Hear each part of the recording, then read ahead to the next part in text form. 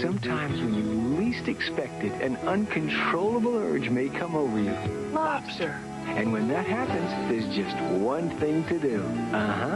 Red Lobster for live Maine lobster. Just the way you like it. One juicy bite and you know you found something special. 'Cause we're seafood lovers too. Now, about that craving for Dessert. Red Lobster for the seafood lover in you.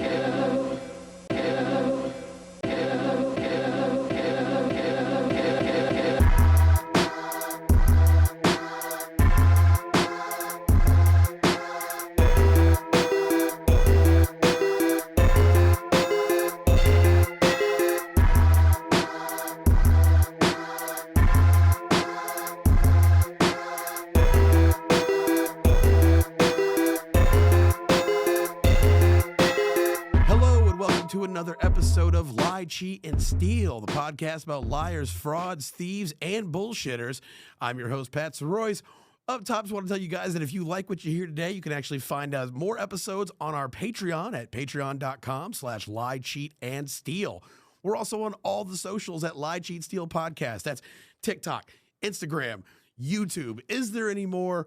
Probably not. If you haven't already, wherever you're listening to us at, go ahead and leave us a 5-star rating and a review that helps get the word out for the podcast. That being said, with me, as always, my co-host, Kath Barbadoro. Kath, how you doing? Hi, Pat. I'm good. Yeah, I just got a sick new tattoo this weekend. Very word. Excited. It itches like hell right now. It is so itchy. It is taking everything in my power to focus on this podcast and not completely ruin my tattoo. Because if you scratch it, it gets ruined. It's a real struggle. So if you, ladies and gentlemen, if you hear Kath just slapping away, Yep. That's what'd you get? I got a real cool tiger on my like side of my calf, my shin. Oh, I got hell yeah. It's just like a black line work tiger. My tattoo artist, who's awesome, if you're in New York, at Alicia Tattoo on Instagram. She's great. She's Russian, and she does this kind of like, look, no one is gonna murder me. It's not a Russian prison tattoo, but it's like definitely kind of inspired by that, and I'm super pumped about it. Yeah, it's cool. Really it's cool that she's Russian, but I don't have any tattoos. I wanted some when I was younger, and a lot of my friends were getting tattoos. And at first, they're all getting shitty homemade tattoos. And then a lot of my boys started getting like really well done tattoos. And I was just at the time, I'd seen enough good tattoos to know that it needed money. And then and then because I was like, okay, so it's going to need some bread.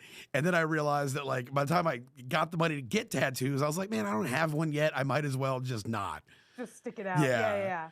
You know, that's like a very mature way to think about it when you're a kid. I feel like people until they're like 28 don't like know that good tattoos need to cost a lot. Yeah. Like people get really shitty ones. You know, it's cool that your tattoo artist is Russian, but if she's doing your tattoo, I wish she'd take her time. Hey, all right. She ironically works very fast. That's what's up. Because I'm a baby about the pain, so I'm gonna have you when it's over quick. Be like, are you Russian? She's like, I'm Finnish, and then she's just done.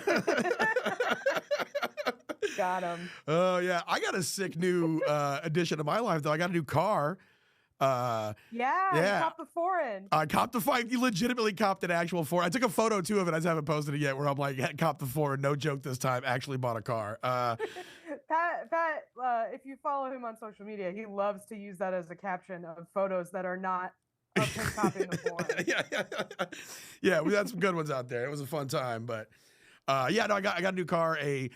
A little sweet old lady just wasn't paying attention and ran through a red light, and I T-boned her, and it was just, it was rough too, because I literally was leaving work that day, and my foreman was like, damn, dude, that car's on its last legs, the old Toyota Corolla, the former Cadillac Royce Escalade. And I was like, dude, it's got no payments, and it runs fine, which both were true, you know, and no payments, ran fine. 45 minutes later, a woman decided to change the trajectory of my year. So he knew. I think I'm going to get a check. I talked to her insurance company. They were like, well, we're still assessing liability. And I just tried to make it very clear. I was like, okay, she went through a red light and hit me. So I can actually get you to the end real quick. Yeah. But yeah. But yeah, I get you have to do your process, but I cannot overstate the fact that you ran a red light. Just so we're all clear. Her son, who she was going to see, her grandma, her license plate literally said grandma. Yeah, it said Grandma Gator, and I think it had like something to do with a school because it had some like school colors on there. But it said Grandma Gator, and her son showed up at the accident scene, and because she was going to see him, and he was like there. And she was very nice. He was very defensive, which, I mean, I understand. It's your mom. But my registration was out on my car, and he just goes to the cop. He goes, "Oh, his registration is out, by the way." And the cop was like, "Yeah, but your mom still went through a red light." He goes, "All right, just saying." Jesus. God damn. Yeah, so we'll see how that goes. But, I'm going to get caught up in the bureaucracy of a huge corporation. And oddly enough, that's what we're talking about today. Speaking of just corporate antics and greed, I want to talk today about the fall of Red Lobster. Oh man. Oh, Yeah. This is gonna make me mad and probably hungry. Yeah. Oh yeah, I'm starving too. So this is gonna be a great 2-hour recording session. Can we call this episode "The Hunt for Dead Lobstober"? I don't know. Nice. Should we? Probably not. But that's what I want to talk about. They've been in the news. Everybody, the line that we were all fed was they went bankrupt because they were selling too many shrimp or giving away too much shrimp.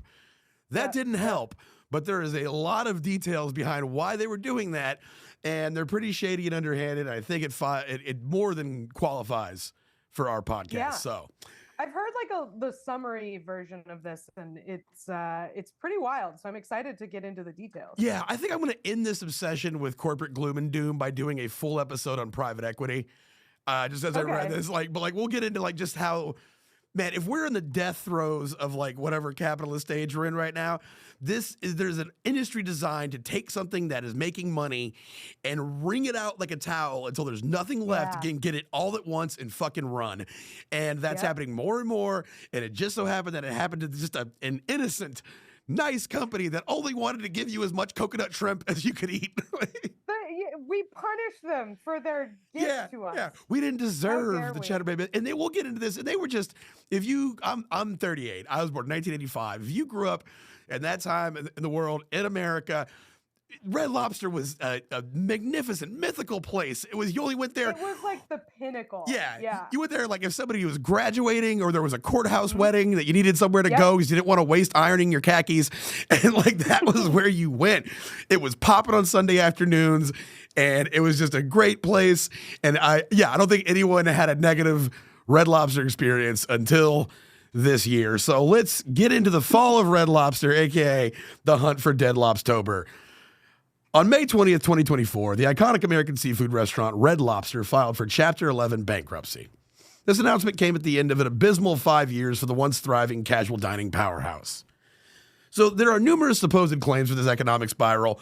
Some cite the pandemic. Others say it's a casualty of evolving dining habits.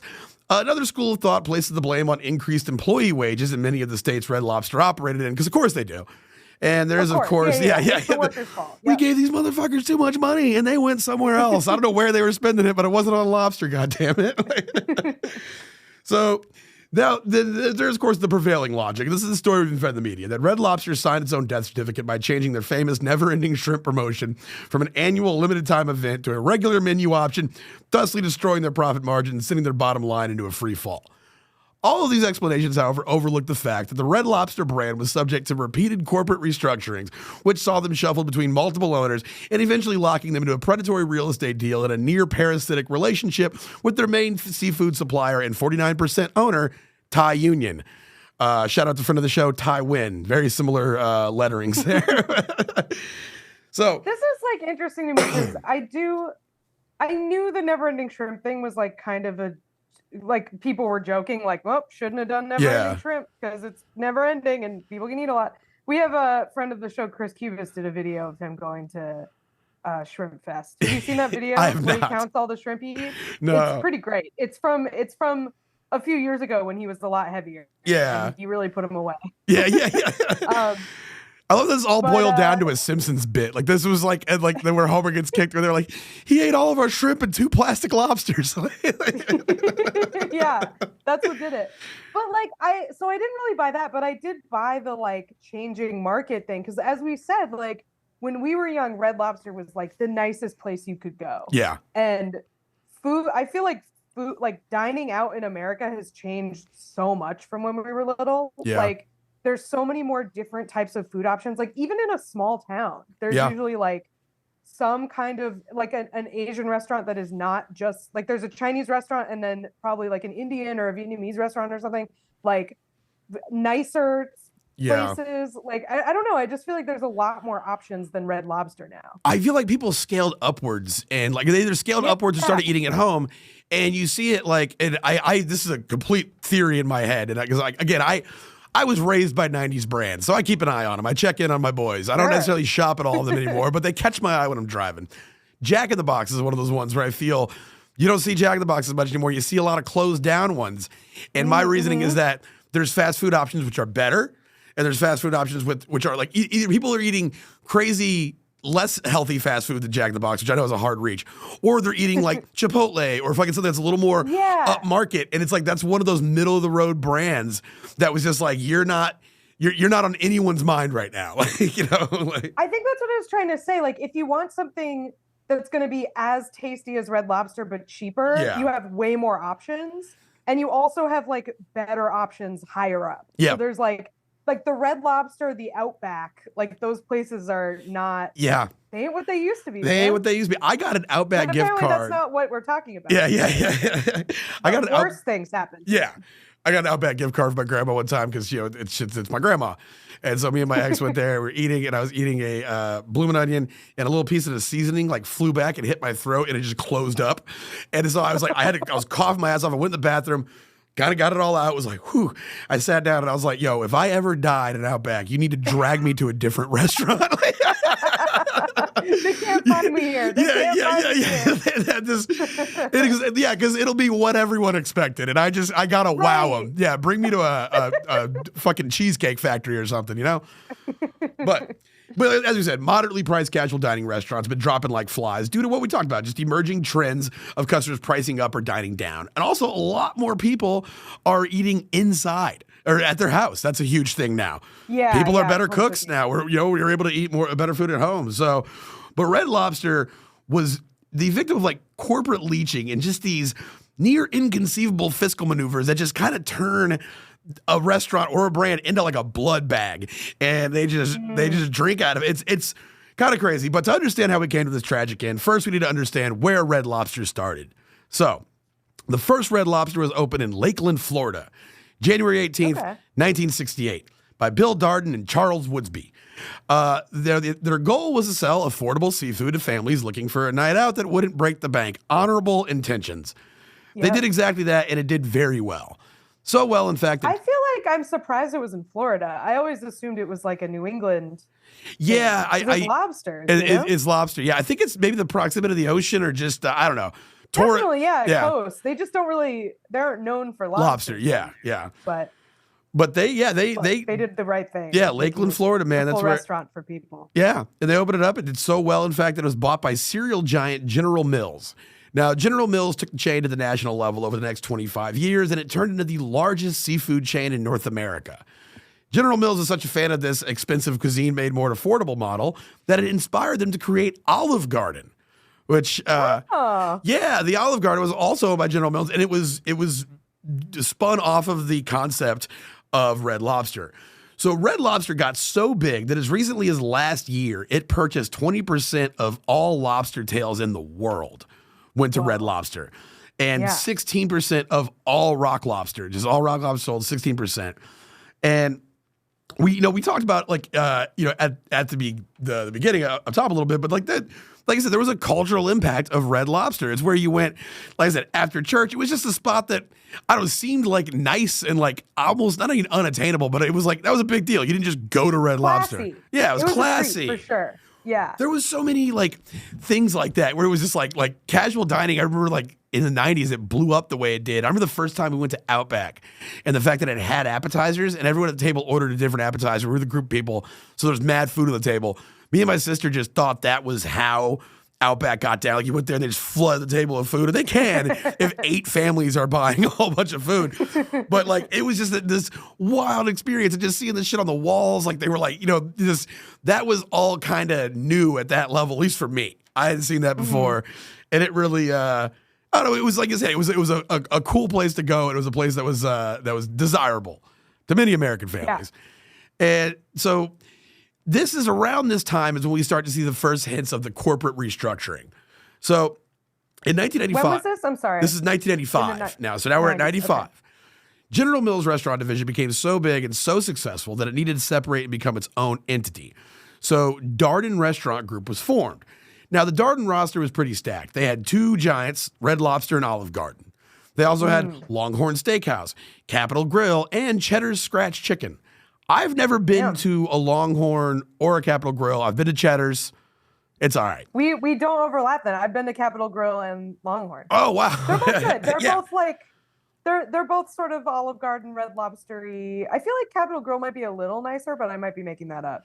What is Cheddar's? Cheddar's is just like, it's like upscale Applebee's kind of like, It's just like, it's regular ass food. I'd say upscale Chili's is maybe more accurate. There is a Texas Land and Cattle. You remember those restaurants, Texas Land and Cattle? Mm-hmm.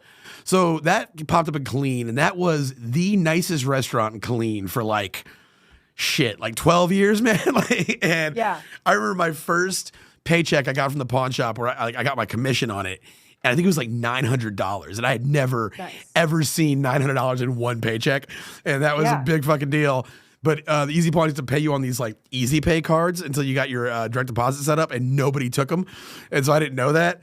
And I took my girlfriend at the time who had been paying for way too many meals. And I was like, we're going to Texas Land and Cattle.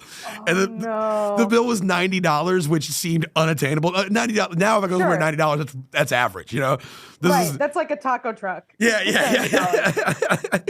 And so $90, it came to the table. I gave them my little doohickey Easy Pay card. And they were like, we don't take these at all. So my girlfriend at the time, Lindsay, poor girl, she still had to pay, but we stopped by an ATM on the way home and I paid her back in cash.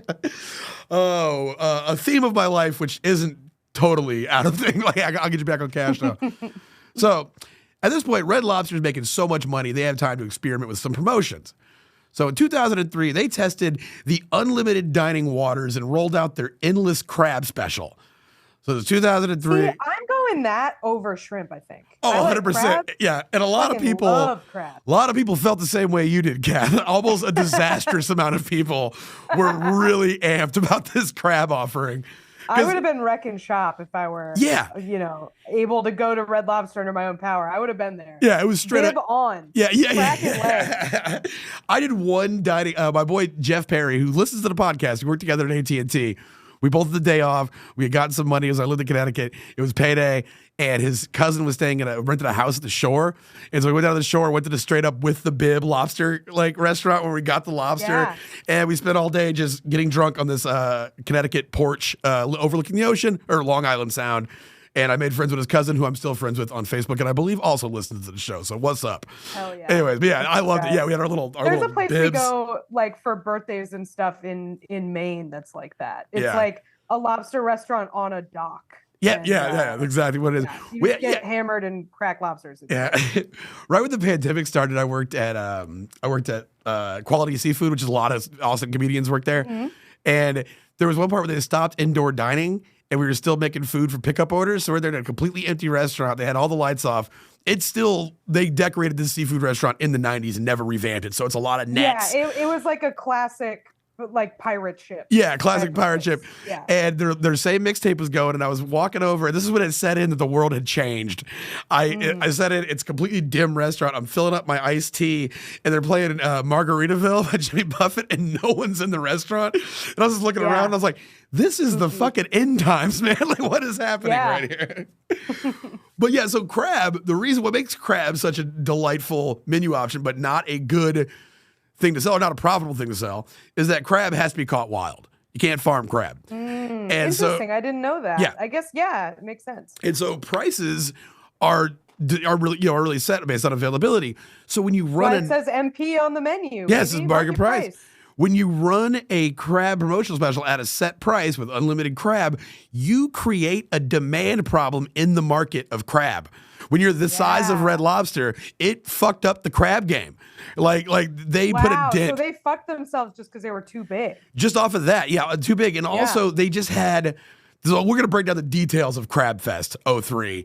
I was distracted. We were going to war at the time. Yeah, people were anxious. People were stressed. Yeah, every time you turned on the TV, and no matter what show you were watching, it was somehow also about terrorism. It was like the boys from NCIS are in Saudi Arabia this week. Like, how'd that happen? It's NCIS.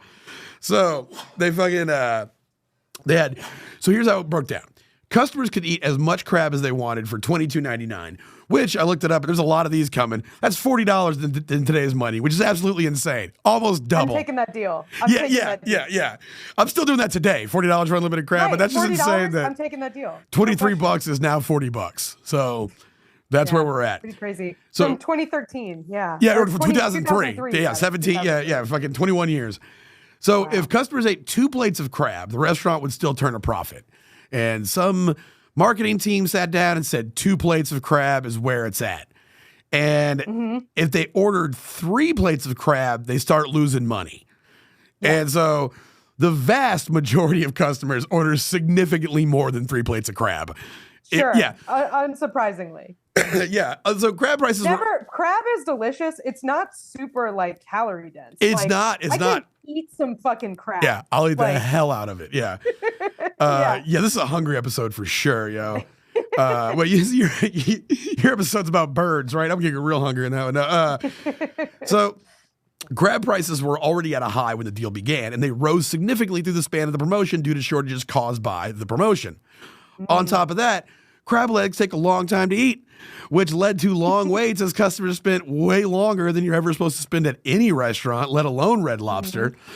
And so this caused lines and increased wait times, all while customers ate plate after plate of crab, which, to reiterate, was sending the company spiraling into the red.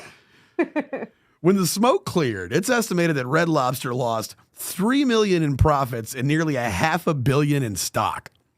Whoa. Which, an incalculable amount of money. Yeah. This prompted crab legs. Yeah.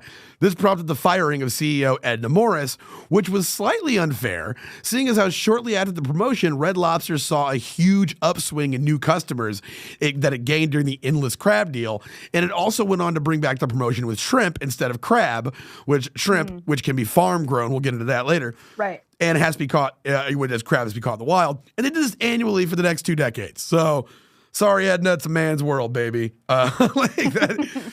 And yeah, it's pretty messed up because they literally they got a huge influx of new customers, which they imagined they'd lose money and gain customers. They did that, but I guess the loss was just too much, and they were like, "You got to go." Yeah, it took a while to prove out, so they. Yeah, and they were like, "Also the way out, great idea. We actually really like the idea." Thank you. I'm sure she landed on her feet. So this brings us into the 2008 financial crisis. This is where we're at now. It's 2008.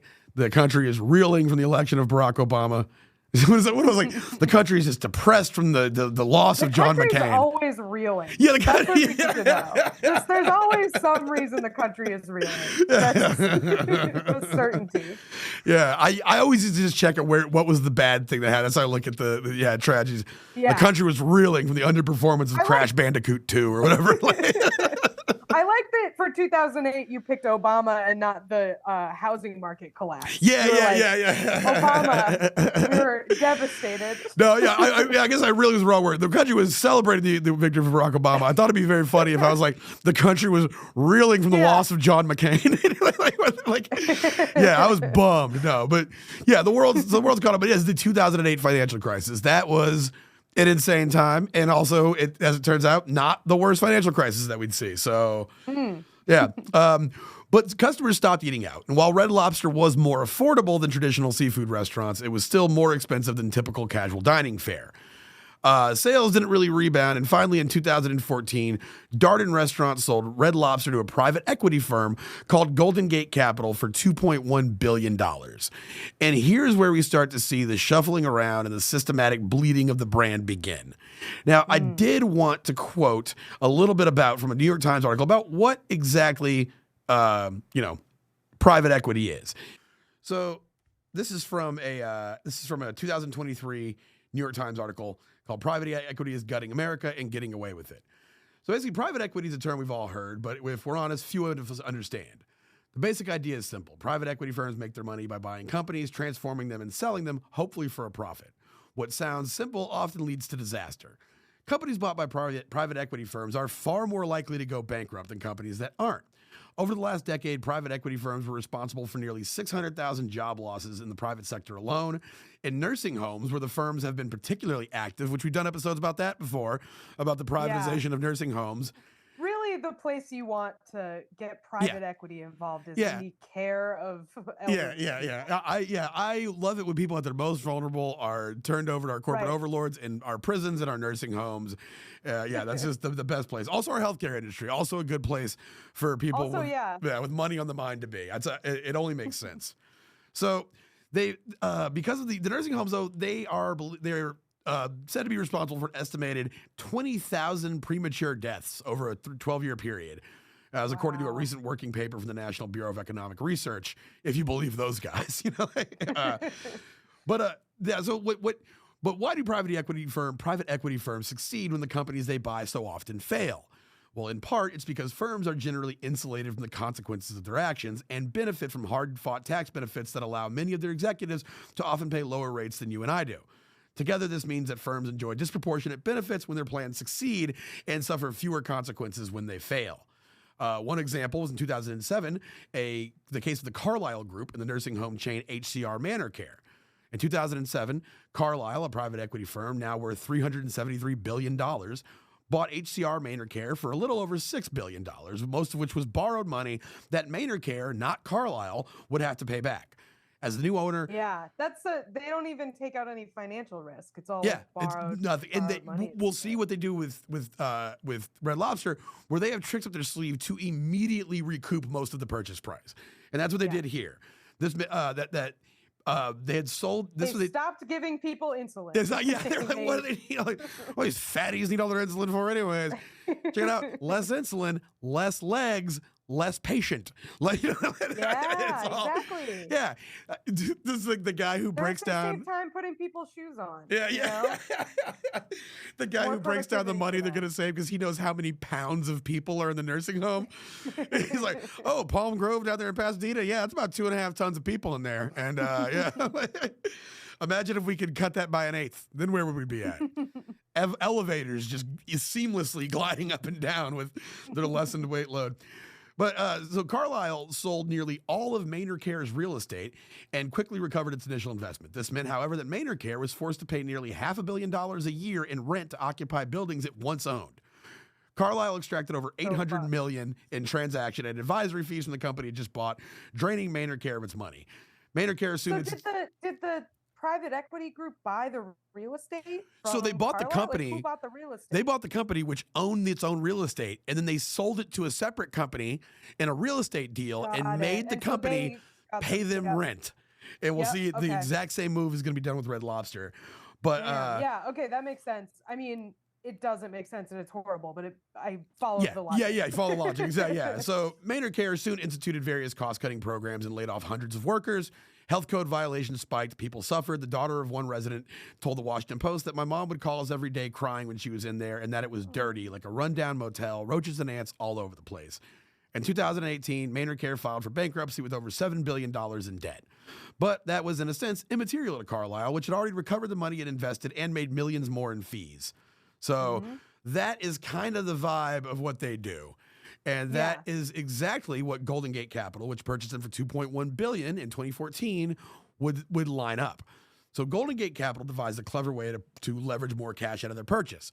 Red Lobster owned almost all of the real estate that housed its restaurants, which is what a great situation to be in. You know what I'm saying? Like you own the like it feels like that to me, if I bought a place and was like, oh, they own all the real estate, cool. That's what to quote Forrest Gump, one less thing. That's one less thing you got to worry about. But that's not how they look at it. They look at that as, what can we sell out of here? And right. It's a potential profit center. That's what everything is to these people, is a potential profit center. It's not, it's very convenient that they don't have to pay rent. Let's restructure the company with that in mind, so that our expenses can be low or whatever. No, not at all. Parts to sell off. We are taking this thing to the chop shop. Yeah, that's exactly what happened. Red Lobster, Golden Gate Capital sold all of the real estate to outside investors and had Red Lobster lease back their locations from its new owners. The name for this maneuver is called a sale-leaseback transaction. This allowed GGC to recoup nearly all of their initial $2.1 billion investment overnight. It also This is so wild, because it almost literally is pulling the rug out from under them. It's selling the land under their feet.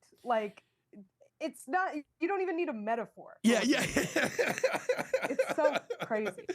Yeah, man. It's fucked up. And I've worked with plenty of companies that had new owners and people buy them out. Texas Land and Cattle, that was one that I later on dated a girl that worked at Texas Land and Cattle for years, and you're able to make some good money in Killeen doing that. And they ended up closing on Christmas, right next to Christmas. Didn't tell everybody, showed up, the restaurant was closed. But oh my God, she got moved to another location and was able to bounce back.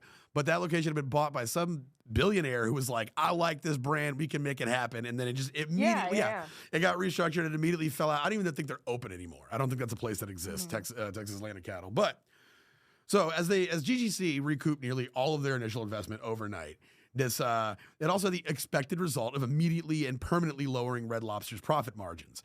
Having wrangled every last bit of cash they could out of the company, they didn't really see any reason to continue owning it, so they sold 49% of the company to Thailand-based seafood distributor Thai Union for $575 million in 2021. And so... so they basically, you can see from sale to sale, it's getting less and less valuable as people take their little pieces out. Yeah, this shouldn't be a weird, if you follow the Enron scandal had this whole thing where they were it's very complex, but they were basically they had tranches of investment, and if you want to invest in this natural gas, that's up here. And it was all this funny money that didn't make any sense whatsoever, but all it did was pump these imaginary numbers out of this company.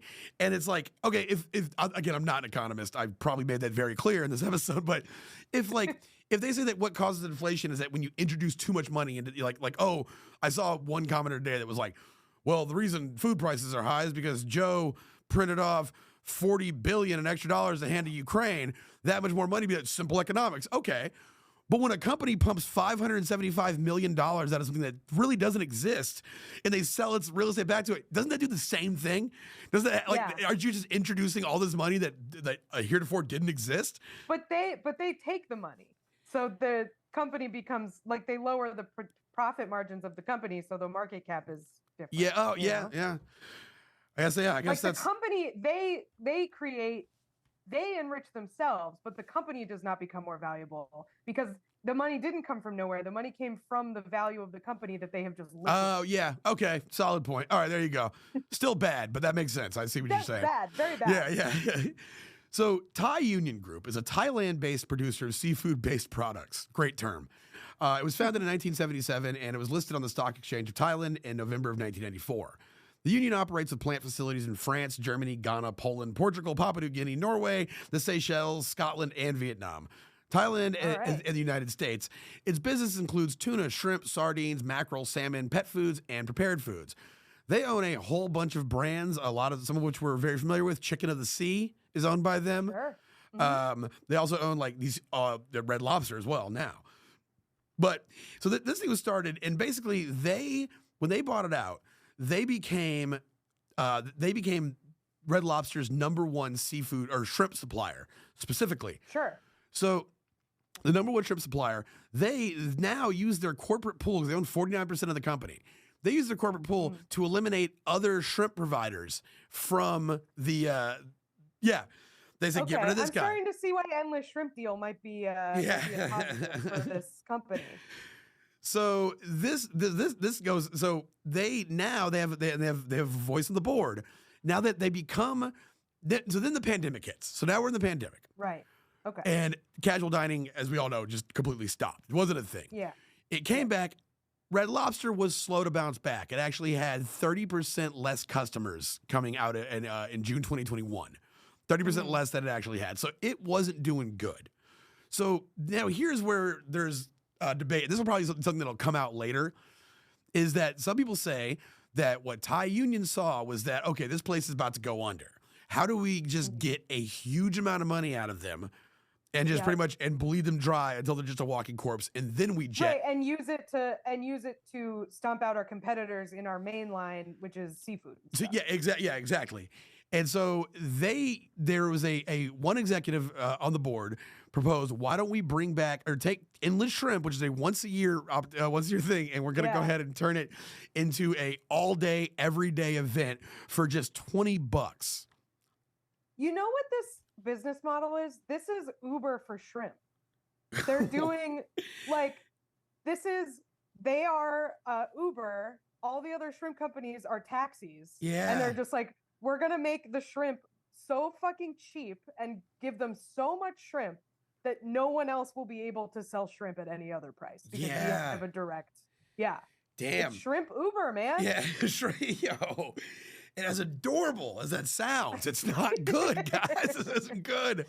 I know you're the little French shrimp guy driving a car. I'm there with you, okay? But it's bad. Yeah, it's like once we put all of them out of business, we can charge wherever we want for shrimp. Yeah. So right now it's $20 a day while everybody else goes bankrupt. Well, everybody else, yeah, man. So yeah, Thai Union, they said that there was bounce back. People were like, this is dumb. This is gonna lose us tons of money. But they went forward with it. Inland shrimp, $20. Now, here's why that's better than crab. As we said earlier, crab not that filling. Shrimp, way more calorie dense. Also, you can buy shrimp from huge farms. And guess who owns huge shrimp farms? Thai Union. Yeah. They're not catching these shrimp. These are little factory guys. So also there was just an increase of lobster prices during the pandemic or post-pandemic. That went up as well. So already their other mainstay, the lobster tails, that's going through the roof. So they have nothing that's really going to profit. And they come out with this $20 deal. All you need shrimp, there's no time limit. There's nothing like, hey, you got to be out in 90 minutes. Nope. You come in, you can stay as long as you want. And this TikTok challenge blows up, which our friend Chris Cubas did. These are some of he was an early progenitor. This was like 2014. Oh, wait. Yeah. No, he was an early, they're inspired by him. Oh, that's fantastic. Okay. So yeah. Dude, that's it. Chris Cubas, always ahead of the curve, very original guy, funny comic. Check him out.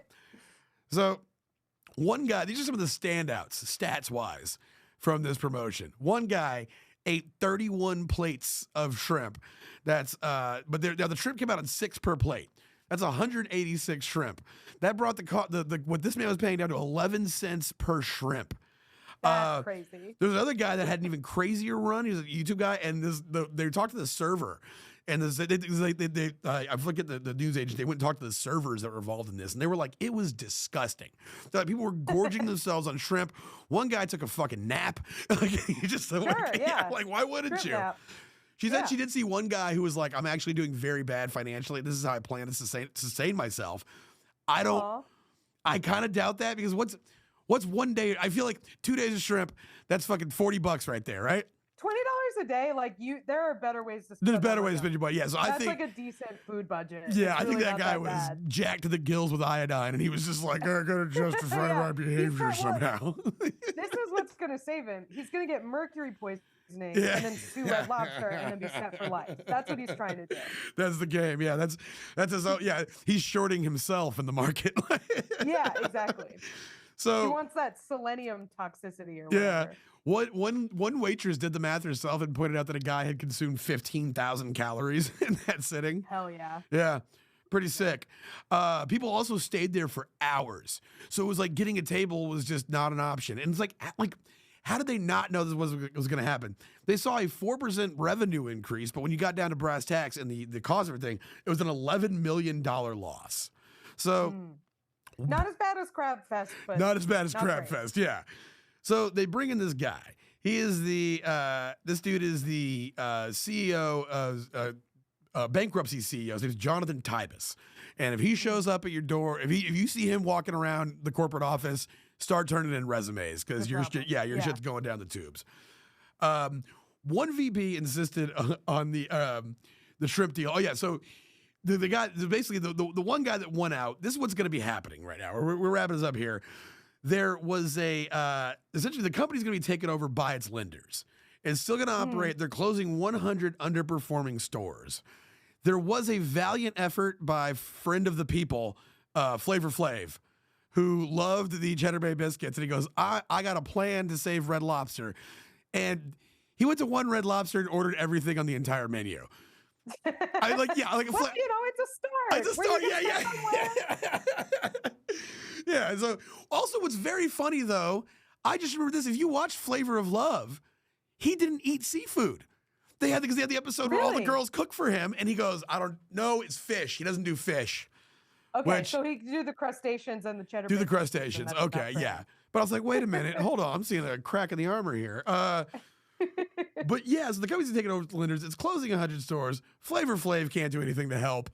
It's interesting you say Flavor Flav tried to save it, because I'm a recent example of something that got potentially was going to get sucked up by private equity and then it was stopped was The Onion.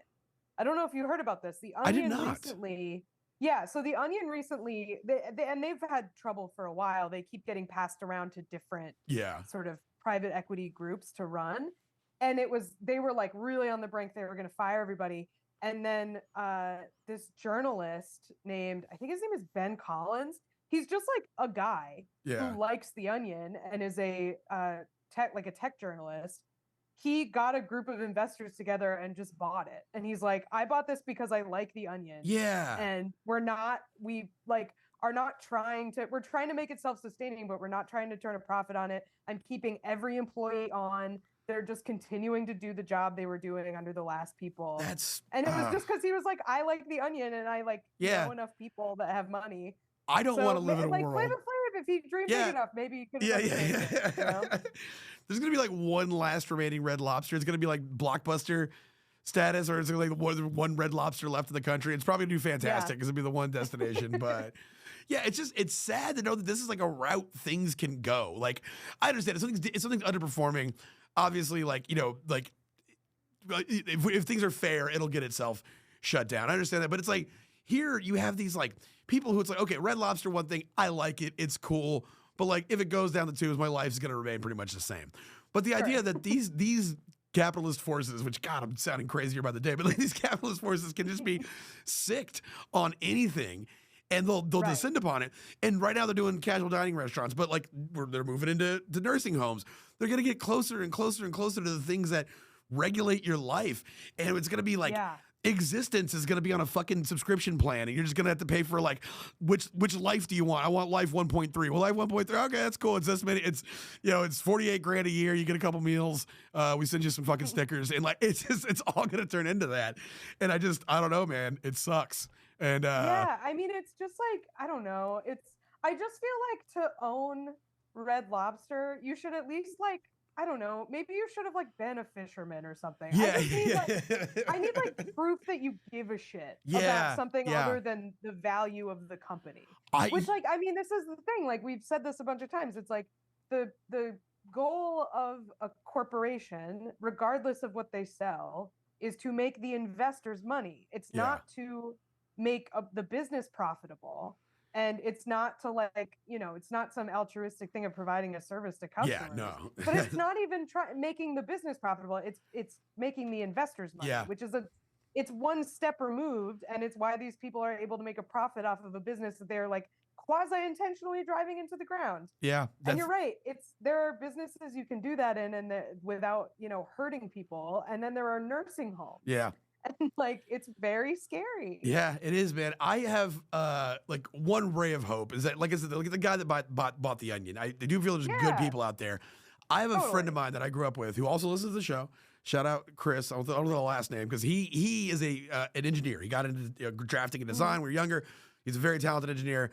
He now works in the defense department or the defense industry, and he works for a defense contractor. He is the nicest, most morally sound person I know. And I was talking to him the other day. He had had a few drinks and called me, and he was talking about his thing. And he was like, man, one thing that really bugs me is I go to these meetings and it's all about shareholder returns, shareholder returns, shareholder returns. He goes, I'm sorry. You know who the shareholder I'm worried about is the soldier wearing the helmet I designed. And I was like, oh, Chris. I was like, I mean, even though you let that guy wearing the helmet might be up to something no good anyways. It was just like, it was. Yeah, I mean, that helmet's not getting sent in to do any peacekeeping missions. But I understand the sentiment, you know? Yeah, like, I get where he's coming from, where he's like, this is not, shareholder returns should not be the primary concern here. Yeah, exactly. And so I don't know. I just hope that people within the thing start to change it. I feel like they talk about like America having a tech addiction, and you look at younger kids and they're like, oh, young kids are always on the phone, but there's like a lot of Gen Z kids are starting to learn. I need to distance myself from the social media and technology and things like that. And that's not a small trend. It's prevailing. So I don't know, maybe some common sense will creep back in, but at the end of the day, worth it. If you are any one of those any of those private equity firms we just talked about, yes, very much worth it. Yeah, they're doing good. They're sleeping good on like a $50,000 horsehair mattress. Yeah, they're not sweating it at all. Like I bought a house specifically designed that I could never sweat. It won't happen. It regulates the temperature based on my internal temperature. So I sweat is a foreign thing to me. I don't know what that is. But yeah, that is the story of Red Lobster. We'll check back in later and see how they're doing, but that's where we stand today. Kath, you got anything you want to tell anybody about? If you're in New York City in July, sorry, I started this plug and then realized I don't know what day we're actually doing this, because it was going to be July 4th weekend. July 12th, my show Paid Protest at Silo in Bushwick, if you happen to be in the New York City area. 7:30. It's going to be really fun. I'm Kath Barbadoro on social media. Nice. Yeah. Got the plug.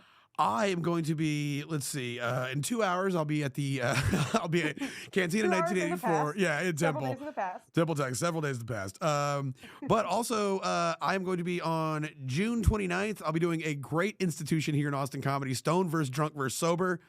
Very fun show. You know what team you are yet? I'm on Team Stoned. Yeah, just because I've done Team Drunk, I've done Team Stone before. Let's be honest, it's always a little bit of both. But Team Stone just seems like fun, so I chose that. So come, you want to see me super high, telling jokes? That's going to be at Stone vs. Drunk vs. Sober, and you can look that up. It's going to be June 29th. So that being said, guys, thank you so much for tuning in and listening to the show. If you like what you heard, we do 2 more episodes every month on our Patreon. That's patreon.com/lie, cheat, and steal.